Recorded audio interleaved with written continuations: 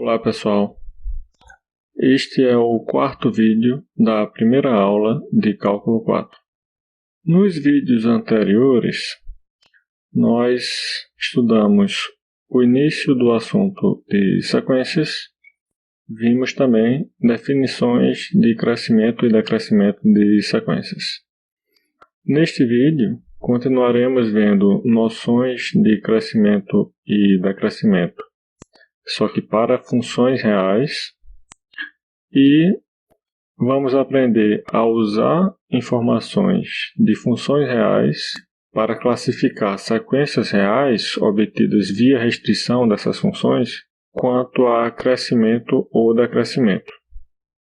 Vamos ver também outras formas práticas de estudar crescimento e decrescimento de sequências, como, por exemplo, comparar termos consecutivos de uma sequência.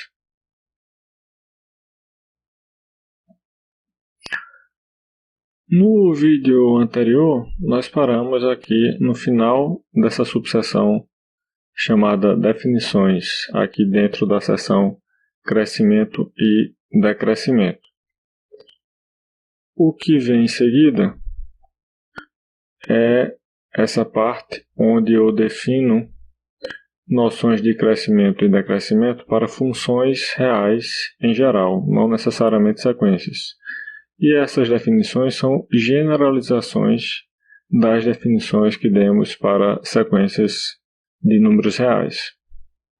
Podemos definir que uma função real é estritamente decrescente, de maneira análoga a como fizemos para sequências. Seja f uma função real com domínio A, então ela vai ser estritamente decrescente se satisfizer f de x1 é maior que f de x2 para todo x1 e x2 no domínio da função com x1 menor que x2.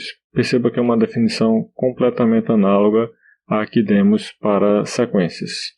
No lugar de a n1, temos aqui f de x1. No lugar de a n2, temos aqui f de x2. No lugar de n1 e n2, temos aqui x1 e x2.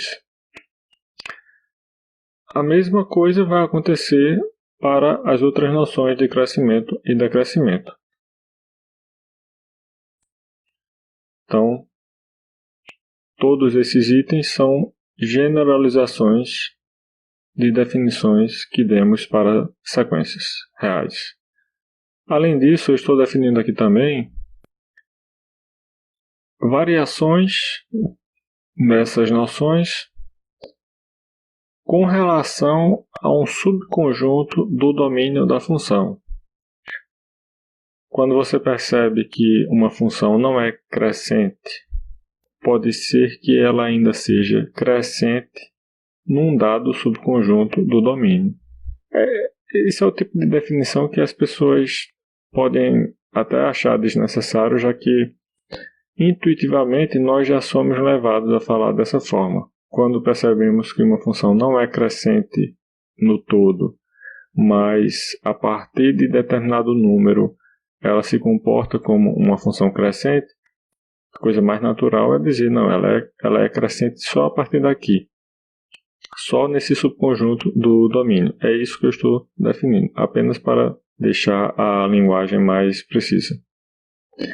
Pronto, então uma função vai ser estritamente decrescente no subconjunto B de seu domínio se ela se comportar como uma função estritamente decrescente para x restrito a esse subconjunto do domínio. Então, tudo que eu estou dizendo em seguida aqui é para x1 e x2 em B. A mesma coisa vai acontecer nas próximas definições aqui. Função estritamente crescente em B é uma função que se comporta como uma função estritamente crescente, mas quando sua variável independente é restrita a esse subconjunto B. Pronto. Então, segue no mesmo padrão aqui os próximos itens. Observação. Se f é uma função real crescente e a n é uma sequência real construída via restrição dessa função, então essa sequência será crescente também. É isso que eu estou dizendo na primeira frase, mas eu estou dizendo algo mais além disso. Eu estou dizendo que se a função for estritamente crescente, então a sequência obtida via restrição dessa função será também estritamente crescente. Além disso, vale o mesmo se trocarmos a palavra crescente por decrescente.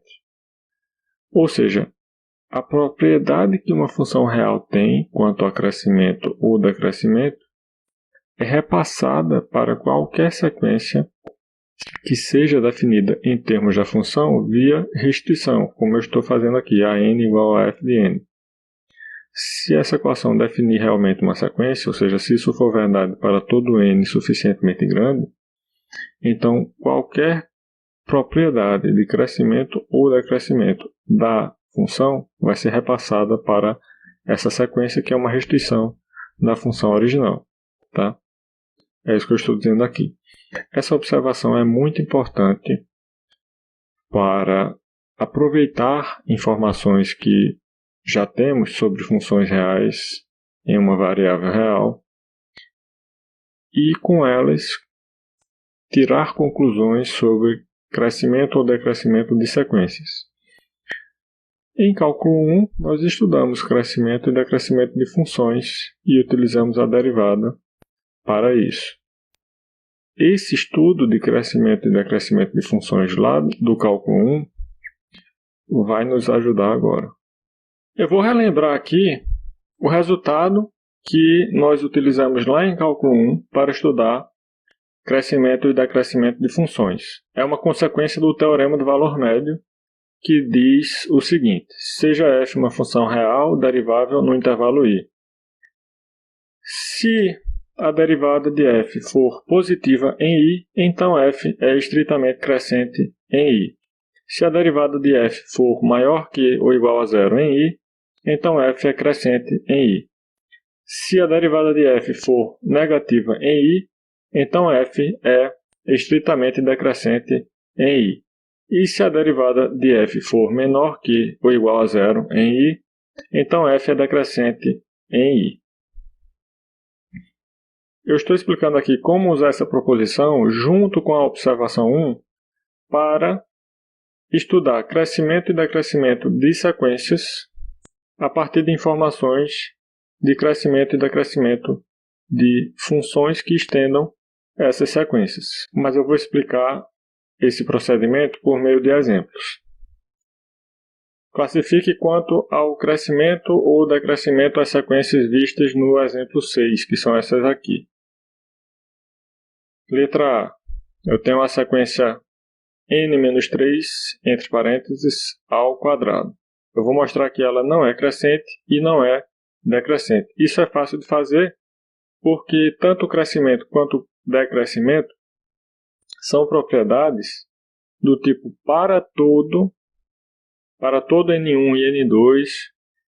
Propriedades assim são, em geral, fáceis de refutar, porque basta apresentar um N1 e um N2, números naturais, para os quais a propriedade falha. É isso que eu estou fazendo aqui.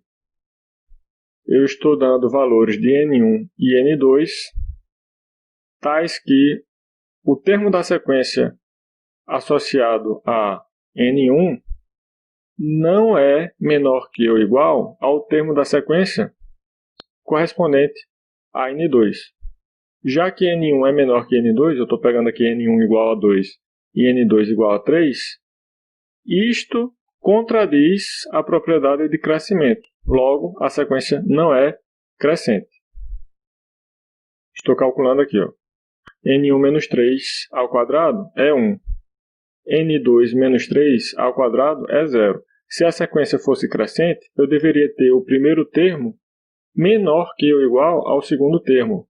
Mas eu não tenho isso aqui. Eu tenho que o primeiro é maior que o segundo. Portanto, a sequência não é crescente. Também posso mostrar que a sequência não é decrescente. Aí eu vou escolher aqui valores diferentes para N1 e N2, mas a ideia é basicamente a mesma. O termo associado a N1, se a sequência fosse decrescente, deveria ser maior que ou igual ao termo associado a N2, já que N1 é menor que N2. O que eu tenho não é isso. O que eu tenho aqui, o termo associado a N1, é menor que o termo associado a N2. Portanto, a sequência também não é decrescente, ou seja, ela nem é crescente, nem é decrescente. E eu mostrei isso simplesmente pela definição. Fácil, de uma forma simples. Agora, essa sequência é eventualmente, estritamente crescente. Ou seja, a partir de um determinado ponto, a partir de um determinado termo, ela se comporta como uma sequência estritamente crescente. Para verificar isso, considere N1 e N2 a partir de 3, por exemplo. Sejam N1 e N2 naturais a partir de 3, com N1 menor que N2. Subtraindo 3, tanto de N1 quanto de N2, eu vou ter então essas desigualdades aqui. N1 menos 3 e N2 menos 3 são ambos números naturais, portanto maiores que ou iguais a 0. Já que são maiores que ou iguais a 0, eu posso elevar ao quadrado, preservando essa desigualdade aqui entre eles.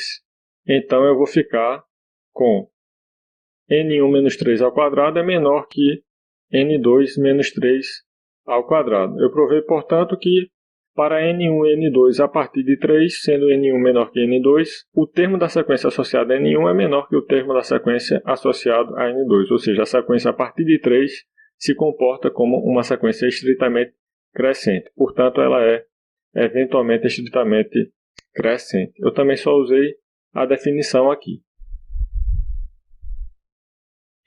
Próxima sequência, 1 sobre n com n variando a partir de 1. Eu vou mostrar que ela é estritamente decrescente. Isso é fácil de ver.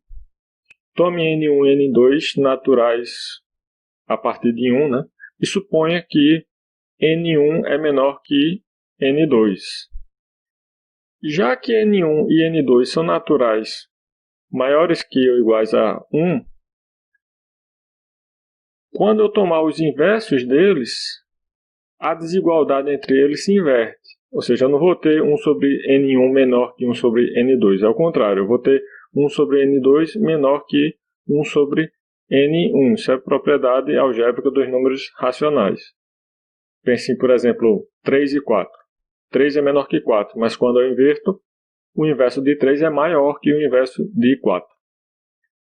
Isso já mostra que a sequência é estritamente decrescente.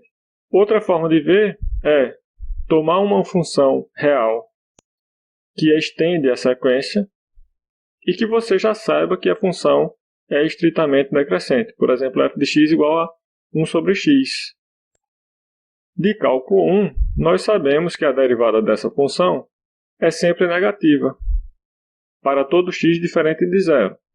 Se é para todo x diferente de 0, também é para todo x positivo. E é importante eu olhar para x positivo ao invés de todo x diferente de 0, porque a proposição lá sobre derivada e crescimento e decrescimento de funções só permite que eu use intervalos. Enquanto que o conjunto de todos os números reais diferente de 0 não é um intervalo, ele inclui um intervalo formado por todos os números reais positivos. É nesse intervalo, contido naquele conjunto maior, que eu posso aplicar a proposição, intervalo de todos os números positivos. Usando agora a proposição, eu tenho uma função cuja derivada é negativa no intervalo de todos os números positivos.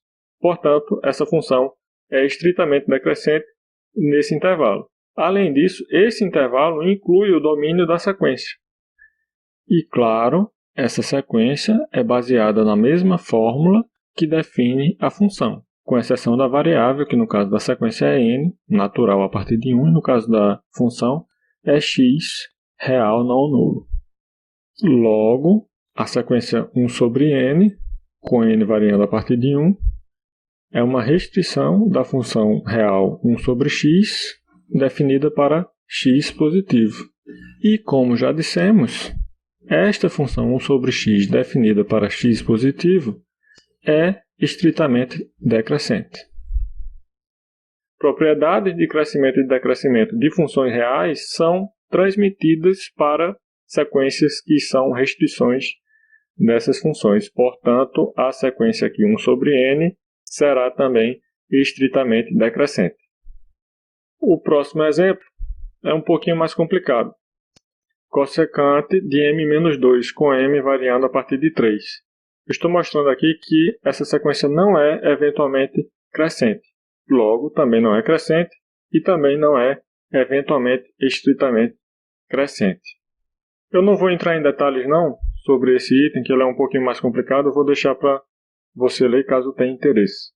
Só uma observação sobre esse item, que eu acho que é importante mencionar. Aqui nós estamos lidando com uma restrição da função cossecante de x menos 2, função real, um x assumindo valores numa união de intervalos abertos, que é quase toda reta, só tira alguns pontos onde essa função não está definida. Mesmo se já soubéssemos que essa função não é eventualmente crescente, e ela realmente não é eventualmente crescente, não temos garantia, pelos resultados que já vimos, nenhum deles garante que a restrição dela também não será eventualmente crescente. Ou seja, não vale repassar conclusões da função para a sequência quando essas conclusões são negativas, no sentido que, se, por exemplo, a função não é eventualmente crescente, isso não garante de imediato que a sequência restrição daquela função também não será eventualmente crescente.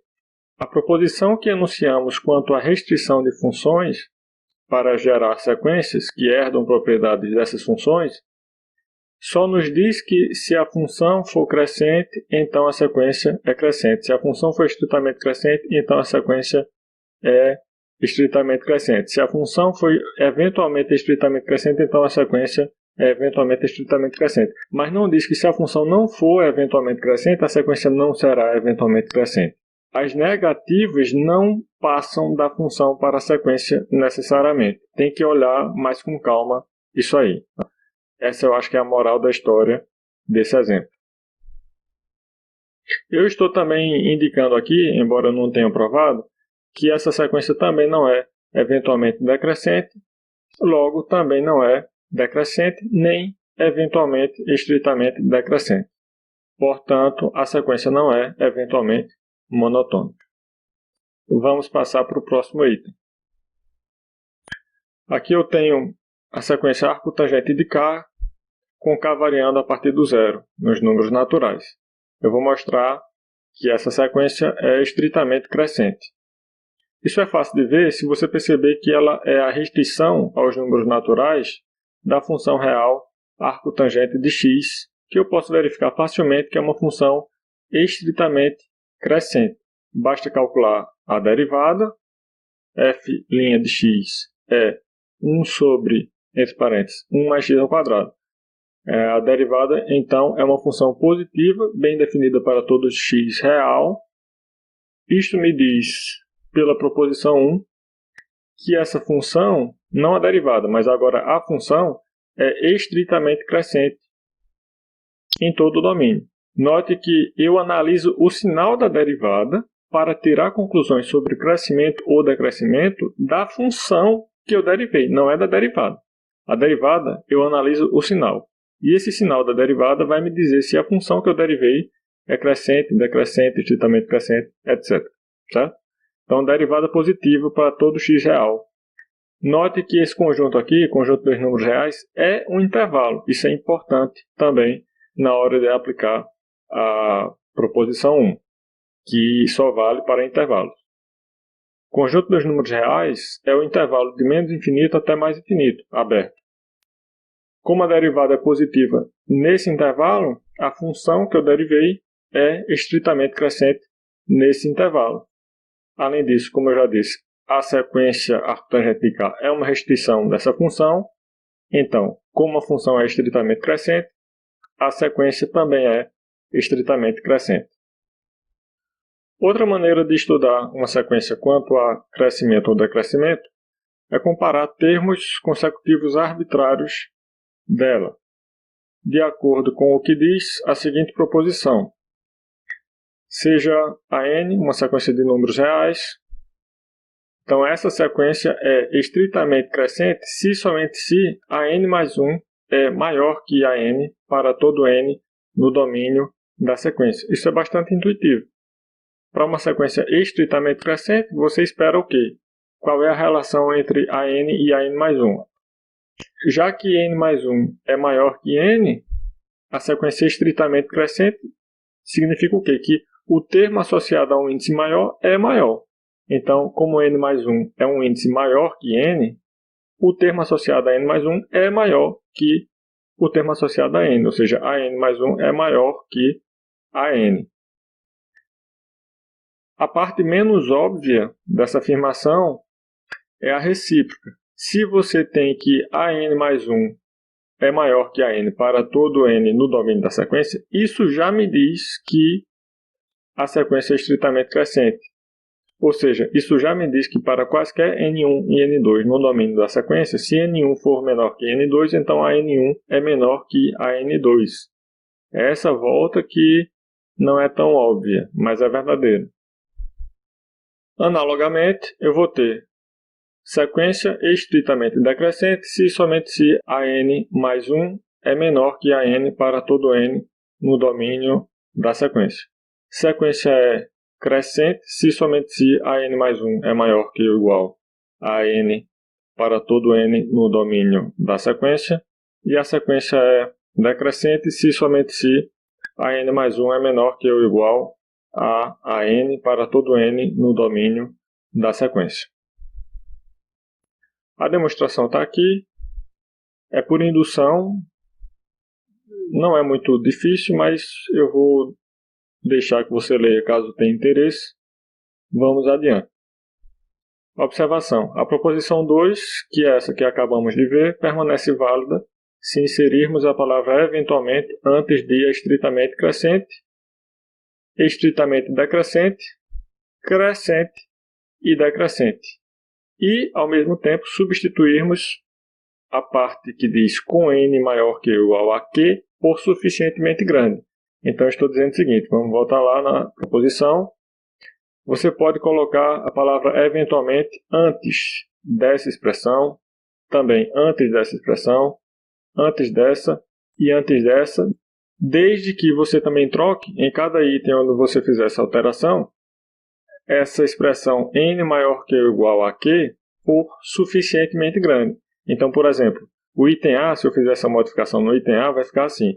A sequência é eventualmente estritamente crescente se e somente se a n mais 1 é maior que a n para todo n natural suficientemente grande. É isso que eu estou dizendo. E dessa forma você pode alterar também os outros itens. Exemplo 11. Estude a sequência n igual a fração com numerador 2 menos n e denominador 1 menos n ao quadrado com respeito a crescimento ou decrescimento. Temos pelo menos 3 métodos de estudar crescimento ou decrescimento de sequências. Já vimos exemplos de 2 deles. Aplicar a definição, aplicar a proposição 1 junto com a observação 1, que é aquela técnica de pegar a sequência, procurar uma função que estenda essa sequência e que seja derivável, estudar crescimento ou decrescimento da função por meio da derivada e repassar as conclusões obtidas acerca da função para a sequência que é a restrição dessa função. Já vimos como fazer isso. Agora, vamos usar outra técnica, que é a da proposição 2, ou seja, comparar termos consecutivos arbitrários da sequência. Então, minha sequência é a n igual a 2 menos n sobre 1 menos n ao quadrado. E o domínio dela é todos os naturais a partir do 2. Por quê? Perceba que no denominador aqui eu não posso ter n igual a 1. Eu até que poderia ter n igual a 0, mas como o domínio de sequência é da forma todos os naturais a partir de um natural fixado, então quem vai ser esse natural fixado, o índice inicial da sequência? Não pode ser 0, porque se eu começar com 0, logo depois no 1 vai ter problema. Então eu preciso começar em 2. né? Por isso que o domínio da sequência é esse aqui, 2, 3, 4, etc. Ou seja, todo conjunto dos números naturais, exceto 0 e 1. Para todo n neste domínio, temos o seguinte, eu vou comparar aqui AN mais 1 com AN. Quem é AN mais 1? Aí eu pego a fórmula e coloco n mais 1 no lugar de n. Fica assim. Quem é AN é só colocar a própria expressão aqui dada na fórmula da sequência. Pronto. Desenvolve, né? Esse primeiro membro aqui expande. Esse binômio no denominador, simplifica o numerador, fica assim. O segundo membro passa para o outro lado.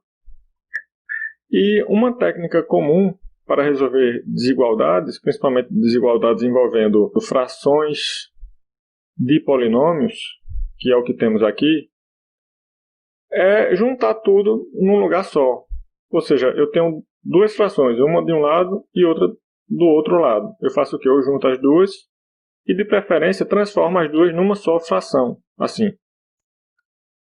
Por quê? Porque aqui eu tenho um quociente de expressões cujo sinal é fácil de estudar porque são polinômios. E como é que eu sei o sinal de uma divisão? O sinal de um quociente.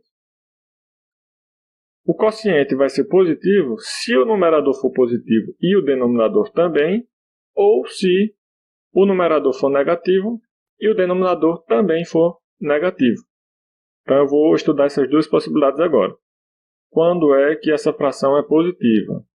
Quando o numerador for positivo e denominador também, ou quando o numerador for negativo e denominador também. Mas o denominador desta fração é positivo para todo n maior que 1. Como é que eu sei disso? Como é que eu sei que o denominador é positivo? O n varia nesse conjunto aqui, 2, 3, 4. Então, eu tenho 4 fatores. Os 4 serão positivos, porque eles são n menos 1 é positivo. Se o n está aqui nesse conjunto, n menos 1 é, no mínimo, 1. E os outros também. N é um natural a partir de 2. N mais 1, natural a partir de 3. N mais 2, natural a partir de 4. Então, todos os fatores são positivos aqui no denominador. Consequentemente, o denominador é positivo.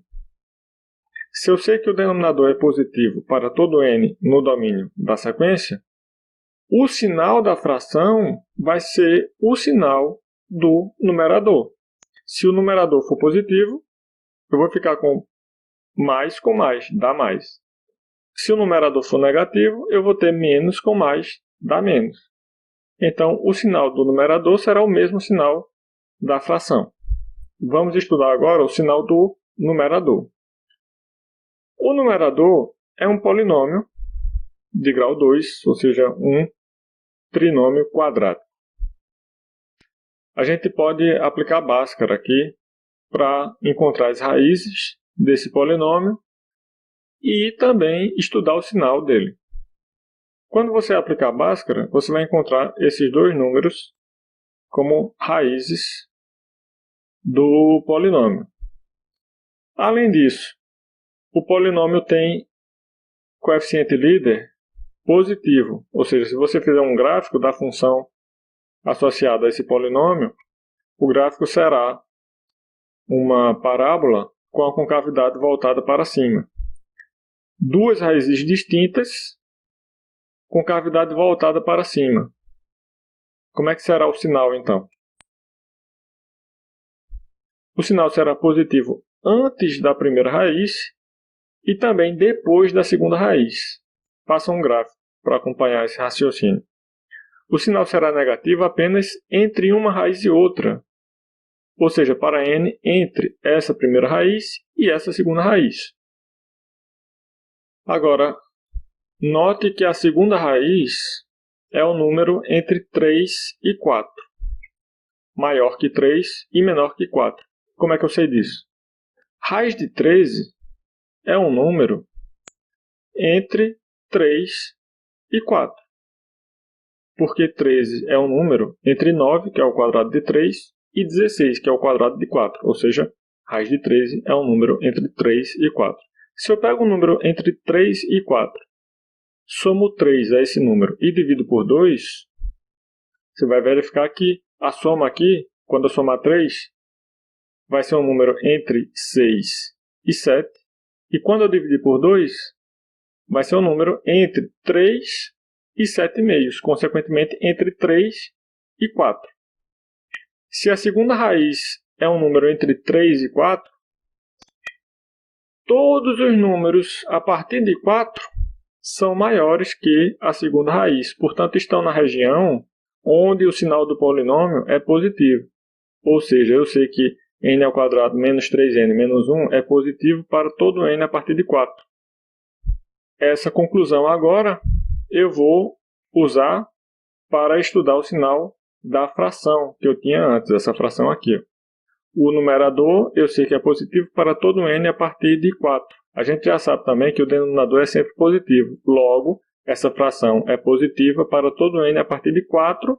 E como eu provei todas essas equivalências aqui, isso me permite concluir que a n mais 1 é menor que a n para todo n a partir de 4. Ou seja, a sequência é eventualmente estritamente decrescente. Mas eu posso dizer outras coisas também sobre essa sequência. Eu posso dizer que ela não é decrescente. Por quê?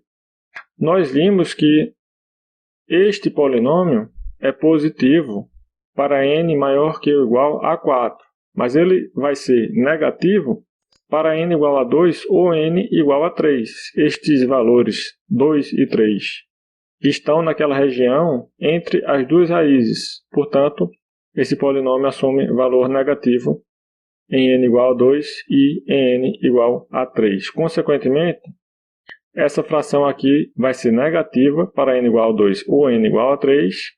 Logo, a n mais 1 vai ser maior que a n quando n for igual a 2 ou n for igual a 3. Portanto, a sequência não é decrescente. E, como não é decrescente, também não é estritamente decrescente. Então, todas as conclusões que pudermos tirar de uma sequência com relação a crescimento ou decrescimento são importantes, se o objetivo for estudar essa sequência com respeito a crescimento ou decrescimento. Não basta simplesmente dizer ela é decrescente, ela é crescente. É bom saber o que ela é e o que ela não é.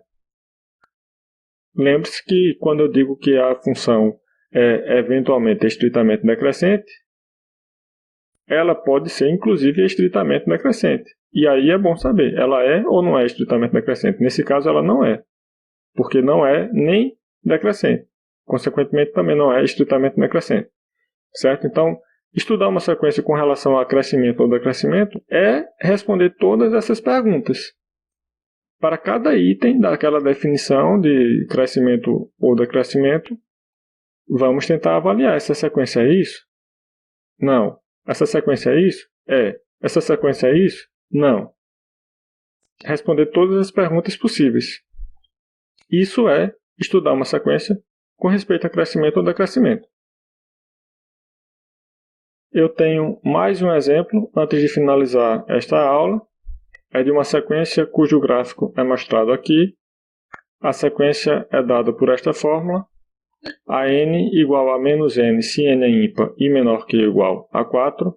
A n é igual a 1 menos n se n é par e menor que ou igual a 4. É igual a n se n é ímpar e maior que 4. E é igual a n menos 1 se n é par e maior que 4. Eu vou estudar essa sequência com respeito a crescimento ou decrescimento. Isto significa, como eu disse, responder várias perguntas. E eu vou afirmar que ela não é eventualmente estritamente crescente, não é eventualmente decrescente, mas é eventualmente crescente. Estou provando aqui cada uma dessas afirmações. Certo? Eu vou dar um resumo da ideia para mostrar cada um desses itens. E você pode ler em detalhes a demonstração. Basicamente, eu estou aplicando a definição. No primeiro item, eu estou dizendo que a sequência não é eventualmente estritamente crescente, e eu estou simplesmente pegando lá a definição de eventualmente estritamente crescente e provando a negativa dessa propriedade. Mas para isso eu preciso saber negar uma proposição com quantificadores para todo existe. E eu vou explicar isso brevemente daqui a pouco. No próximo item, eu vou provar a negação da afirmação de que a sequência é eventualmente decrescente. E no último item, eu não vou negar, eu vou provar a afirmativa mesmo que a sequência é eventualmente crescente. Então, vamos parar um pouquinho para pensar nessa coisa de negar uma afirmação com quantificadores para todo existe e tal. Vamos voltar lá na definição de sequência eventualmente estritamente crescente.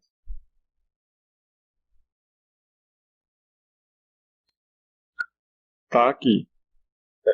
A sequência é eventualmente estritamente crescente se a N1 é menor que a N2 para todo N1 e N2 naturais suficientemente grandes no domínio da sequência com N1 menor que N2. Eu vou ler de uma outra forma que está escrito aqui. A sequência é eventualmente estritamente crescente se existe um N0 natural fixado, tal que para todo N1 e N2 naturais maiores que ou iguais a esse N0, com N1 menor que N2, eu tenho isso aqui. Então a proposição começa com um existe, que é o existe N0, e depois vem um para todo N1 e N2 naturais maiores que ou iguais a esse N0. Depois desses dois quantificadores, existe e para todo, lá no núcleo da proposição eu vou ter esse predicado aqui. A N1 é menor que a N2. Então a negação de uma proposição funciona assim. O quantificador existe vira para todo, o quantificador para todo vira existe, e o predicado você nega. Então vai ficar, para todo N0 natural fixado, existem N1 e N2 naturais a partir desse N0, ou seja, maiores que ou iguais a N0, com N1 menor que N2, isso aqui não nega não, tá? Continua do mesmo jeito. Tais que, aí eu vou negar agora essa parte, tais que a N1 é maior que ou igual a N2. Essa é a negação.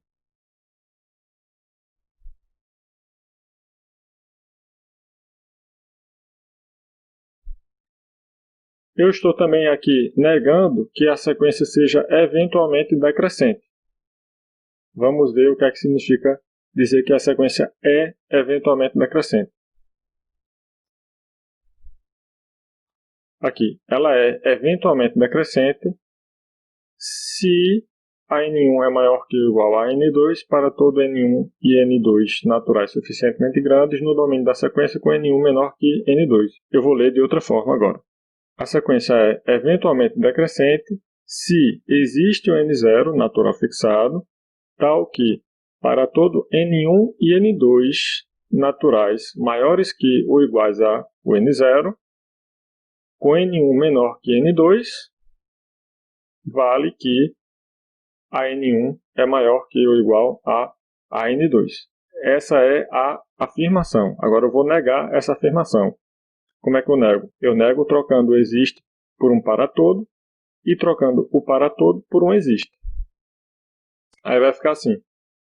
Para todo N0 natural fixado, existem N1 e N2 naturais maiores que ou iguais a esse N0, com N1 menor que N2, tais que a N1 é menor que a N2. Então, eu neguei essa parte aqui.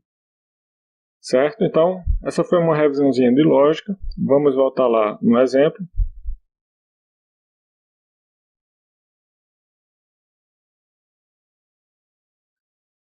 Pronto. Eu vou pedir que vocês leiam com calma este item e este item. O terceiro item, ele não tem a negação, mas eu vou ter que separar por casos aqui, já que a sequência foi definida por casos. Então você vai ter que avaliar para N ímpar e para N par.